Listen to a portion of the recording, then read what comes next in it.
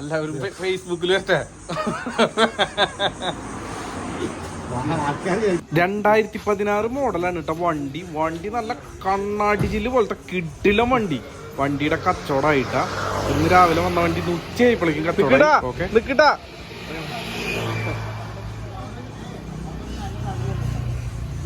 ആ ജസ്റ്റ് ഒന്ന് കൈമാറുന്നത് കാണിച്ചോ.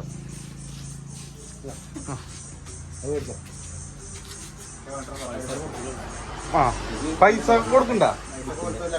ആ പൈസ കിട്ടിയില്ലേ? അപ്പൊ എല്ലാ കാര്യങ്ങളും സെറ്റ് ആയില്ലേ?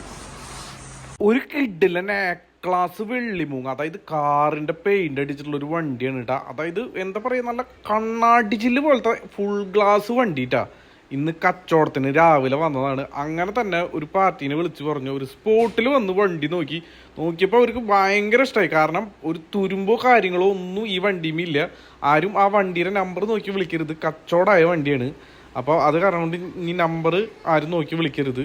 അതുപോലെ തന്നെ ടയർ ഭാഗങ്ങളൊക്കെ നോക്കാൻ വെച്ചാൽ നല്ല ടയർ കണ്ടീഷനും പ്ലാറ്റ്ഫോമൊക്കെ നോക്കാൻ വെച്ചിട്ടുണ്ടല്ലോ നല്ല പക്ക. അതായത് എങ്ങനെയാണോ കമ്പനിയിൽ നിന്ന് വന്നേക്കുന്നത് അതുപോലത്തെ പ്ലാറ്റ്ഫോമും കാര്യങ്ങളൊക്കെ.